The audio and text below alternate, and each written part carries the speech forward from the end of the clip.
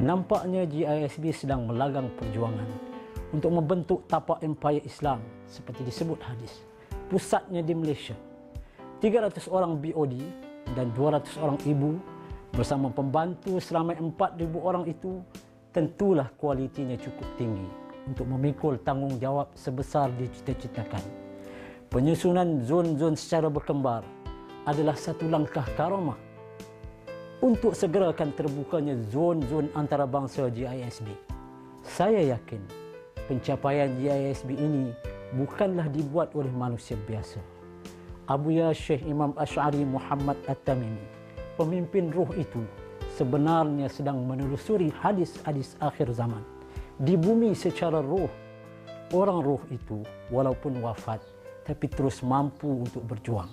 Lihat Nabi, keluarga dan sahabat memperjuangkan Islam dan mengembangkan agama. Ialah sesudah wafat mereka. Assalamualaikum Pak Karim.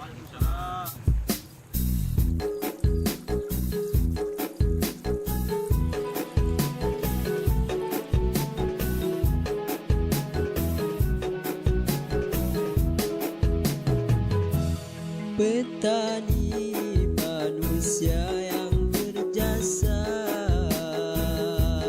kepada negara dan bangsa, memberi makan rakyat jelata, kemakmuran rakyat di tangan mereka, kemakmuran rakyat di tangan mereka. Jasa petani mesti dikenang, penat lelah mereka membanting tulang, kehidupan mereka wajib dijaga. Begitulah kehendak agama kita, begitulah kehendak agama kita.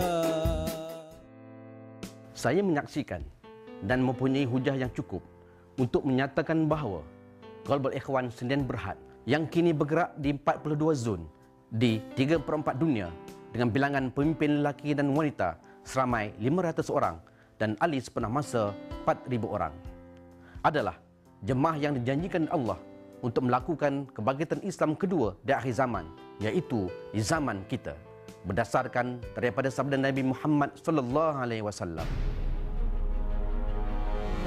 Dari Abu Huzaifah radhiyallahu anhu, daripada Nabi sallallahu alaihi wasallam telah bersabda yang bermaksud, telah berlakulah zaman nubuwah ke atas kamu, terjadilah apa yang Allah kehendaki, kemudian Allah mengangkatnya apabila Dia menghendaki mengangkatnya.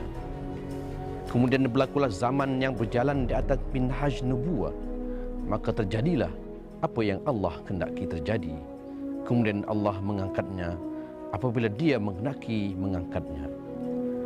Kemudian akan ada pemerintahan raja yang menggigit, maka terjadilah apa yang Allah kehendaki terjadi, kemudian Allah mengangkatnya apabila Dia menghendaki mengangkatnya.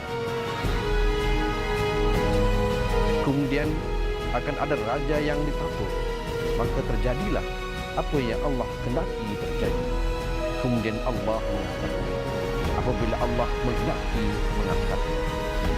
Kemudian akan berlakulah zaman khalifah yang berjalan di atas minhaj nubuwah. Hadis riwayat Ahmad, Abu Daud dan Tirmizi.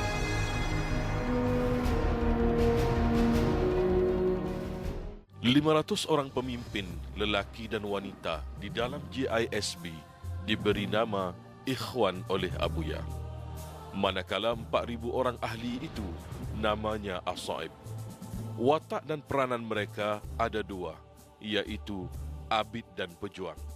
Semua ini adalah dirujuk kepada hadis Rasulullah sallallahu alaihi wasallam. Memang Abuya melagang perjuangannya dengan merujuk kepada Al-Quran dan hadis. Allah ada jadualnya di akhir zaman, kata Abuya. Oleh lidah Rasul, jadual Allah itu disabdakan. Dan Abuya bergerak dengan menelusuri hadis-hadis itulah, yakni bertujuan menagih janji Allah dan Rasul buat kita umat akhir zaman yang sudah ditinggalkan Nabi 1500 tahun. Sedangkan dalam sejarah Allah melantik Nabi dan Rasul itu hanya setiap 300 atau 700 tahun. Bayangkanlah nasib iman dan Islam kita yang ditinggalkan Rasul sudah selama 1500 tahun. Percayalah kita sedang hidup di akhir zaman, di zaman jahiliyah kedua, di zaman Muhammad kedua. Sedangkan roh Nabi Muhammad tetaplah berperanan di zaman ini sebagai Nabi akhir zaman. Dan Abuya datang ke bumi sebagai satu-satunya pemimpin Islam di Asia Tenggara, yakni Timur Jauh, yang menjadikan perjuangannya ialah perjuangan Muhammad kedua, iaitu Imam Mahdi yang di belakangnya ruh Nabi Muhammad sallallahu alaihi wasallam. Abuya mahukan daulah Islamiyah dan empayar Islam yang Allah janjikan.